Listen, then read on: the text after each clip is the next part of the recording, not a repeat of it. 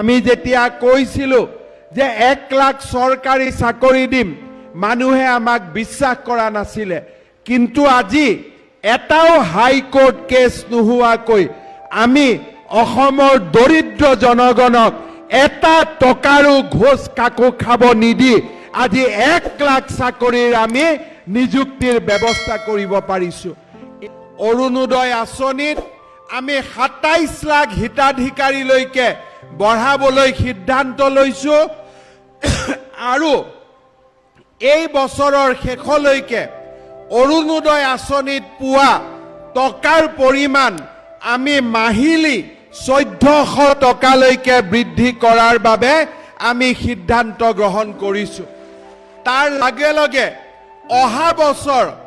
আমি আৰু 27 লাখ পৰিয়ালৰ স্থানত আৰু 8 লাখ পৰিয়ালক আমি অৰুণোদয় আঁচনিৰে জড়িত কৰিম, যাতে লাহে লাহে আমাৰ সমষ্টিবিলাকৰ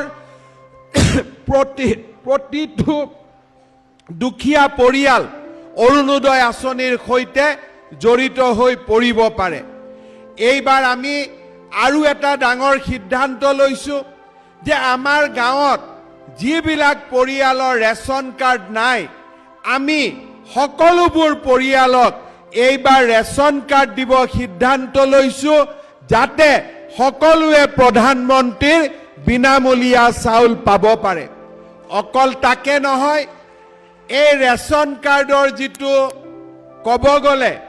আগত যেতিয়া আমি ৰেচন কাৰ্ডখন আগবঢ়াই দিছিলোঁ অকল মাত্ৰ বিনামূলীয়া চাউল পাইছিলোঁ। এইবাৰ 10 মেৰ পিছত আমি এটা নতুন কাম আৰম্ভ কৰিব খুজিছোঁ। সেয়া হৈছে যে যি পৰিয়ালৰ হাততে ৰেচন কাৰ্ড থাকিব সেই পৰিয়ালেই প্ৰধানমন্ত্ৰীৰ আয়ুষ্মান ভাৰত আৰু মুখ্যমন্ত্ৰীৰ আয়ুষ্মান ভাৰত আঁচনিৰ অধীনত প্ৰত্যেক বছৰে বিনামূলীয়াকৈ 5 লাখ টকালৈকে বিনামূলীয়াকৈ মেডিকেল সেৱা লাভ কৰিবলৈ সক্ষম হ'ব। অৰ্থাৎ যাৰ হাততে ৰেচন কাৰ্ড থাকিব সেই ৰেচন কাৰ্ড থকা পৰিয়ালক আমি আয়ুষ্মান ভাৰত, আয়ুষ্মান অসমৰ আমি এখন কাৰ্ড দিম, যিখন কাৰ্ডৰ জৰিয়তে মেডিকেল কলেজেই হওক বা প্ৰাইভেট নাৰ্ছিং হোমতে হওক সেই পৰিয়ালসমূহে বছৰি 5 লাখ টকাৰ ট্ৰিটমেণ্ট বিনামূলীয়াকৈ ৰাজ্য চৰকাৰৰ খৰচত, কেন্দ্ৰীয় চৰকাৰৰ খৰচত কৰিবলৈ সক্ষম হ'ব। ইয়াৰ লগে লগে এইবাৰ বাজেটত আমি সিদ্ধান্ত গ্ৰহণ কৰিছোঁ যে আমাৰ প্ৰধানমন্ত্ৰীৰ যি আৱাস যোজনা, সেই আৱাস যোজনা আমি দুখীয়া মানুহক দি গৈ থাকোঁ, কিন্তু তাৰ পিছতো বহুতো দুখীয়া মানুহে ঘৰ নাপায়। সেইবাবে এইবাৰ আমি প্ৰধানমন্ত্ৰীৰ গৃহ আৱাস যোজনাৰ লগে লগে মুখ্যমন্ত্ৰীৰ আৱাস যোজনা নামৰ আৰু এটা আঁচনি আমি আৰম্ভ কৰিছোঁ, যাতে আমি পৰ্যায়ক্ৰমে সকলো দুখীয়া মানুহলৈকে একোটা ঘৰ আমি উপহাৰ দিব পাৰোঁ। আজি তাৰ লগে লগে এই বছৰতে আমি যিমান আই মাতৃৰ প্ৰথমতে সাহায্য নোপোৱা আমাৰ মাইক্ৰ' ফাইনেন্সত 25,000 টকালৈকে লোন লৈছিল, তেওঁলোকৰ টকা এই বছৰ আমি বেংকত ঘূৰাই দি NOC আমি আই মাতৃসকলক ঘৰে ঘৰে আমি বিতৰণ কৰিম। তাৰ পিছত আমি 50,000 টকালৈকে যিসমূহে লোন লৈছিল তেওঁলোককো সুদে সৈতে বেংকলৈকে লোন ঘূৰাই দি আমি NOC আই মাতৃসকলৰ ঘৰলৈকে পঠিয়াম। অৱশ্যে এটা কথা মনত ৰাখিব,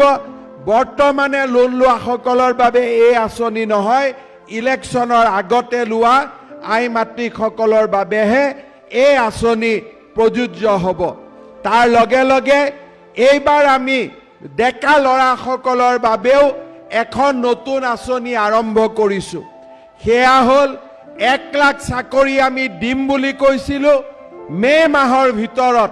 আমি 1 লাখ চাকৰি দিয়াৰ কাম শেষ কৰিম ইলেকশ্যনৰ মিটিঙত মই লগতে কৈছিলো যে 1 লাখ চাকৰি দিম আৰু 2 লাখ যুৱক যুৱতীক আত্মসংস্থাপনৰ আমি সুবিধা কৰি দিম এই বছৰৰ পৰা আমি এটা নতুন আঁচনি হাতত লৈছো যাৰ জৰিয়তে 2 লাখ যুৱকক আমি আত্মসংস্থাপনৰ বাবে 3টা কিস্তিত আমি 2 লাখ টকাকৈ তেওঁলোকৰ হাতত আমি তুলি দিম কোনো বেংকৰো গ্যাৰেণ্টি নালাগে একো নালাগে আমি মাত্ৰ আমাৰ যুৱক যুৱতীসকলে যাতে কিবা এটা কৰি খাব পাৰে তাৰ বাবে আমি 2 লাখ যুৱক যুৱতীক আমি 3টা কিস্তিত 2 লাখ টকা আমি দিয়াৰ বাবে ব্যৱস্থা হাতত লম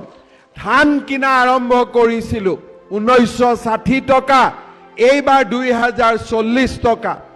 অহা বাৰৰ পৰা আমি ৰাইজৰ পৰা মাষ্টাৰ সিড বা খৰিয়হু চৰকাৰে কিনাৰ বাবে আমি সিদ্ধান্ত লৈছো যাতে আমাৰ কৃষি অৰ্থনীতিক আমি আগুৱাই লৈ যাব পাৰো এই কামসমূহে আমাৰ ৰাজ্যখনক আজি এক অনন্য মাত্ৰালৈ লৈ গৈছে এইবাৰ আমি অহা 31 তাৰিখে আমি কেবাটাও নতুন নতুন কাম কৰিব খুজিছো আমাৰ কলেজত MA MSc পঢ়া ছাত্ৰ ছাত্ৰীসকলক ঘৰৰ পৰা কলেজলৈ যাতে অহাত বাছৰ ভাড়া টেম্পুৰ ভাড়া এইবিলাকত হোৱা খৰচ আমি যাতে মাক বাপেকৰ ওপৰত বোজা নপৰি আমি যাতে চৰকাৰে তাৰ বোজা গ্ৰহণ কৰিব পাৰে তাৰ বাবে MA MSc পঢ়ি থকা সকলো ছাত্ৰ ছাত্ৰীক আমি বছৰত 10,000 টকা মাহত 1,000 টকাকৈ দিম যাতে ঘৰৰ পৰা অহা যোৱা খৰচো চৰকাৰে বহন কৰিব পাৰে হোষ্টেলত থকা মেজ ডিউজৰ বাবেও চৰকাৰে এইবাৰ পুঁজি দিব ডিগ্ৰীত পঢ়া ল'ৰা ছোৱালীৰ টেক্সট বুক কিনাৰ বাবেও আমি পুঁজি মুকলি কৰি দিম অহা 31 তাৰিখে আমি উপেন ব্ৰহ্ম ডাঙৰীয়াৰ জন্মদিনটোক ছাত্ৰ দিৱস হিচাপে পালন কৰিম আৰু সেই দিনাখনে অসমৰ লাখ লাখ ছাত্ৰ ছাত্ৰীক তেওঁলোকৰ বিদ্যায়তনিক উন্নয়নৰ বাবে মেজ ডিউজৰ পৰা আৰম্ভ কৰি মোবিলিটি গ্ৰেণ্টৰ পৰা আৰম্ভ কৰি আমি সকলো পুঁজি মুকলি কৰি দিবলৈ আমি সিদ্ধান্ত লৈছো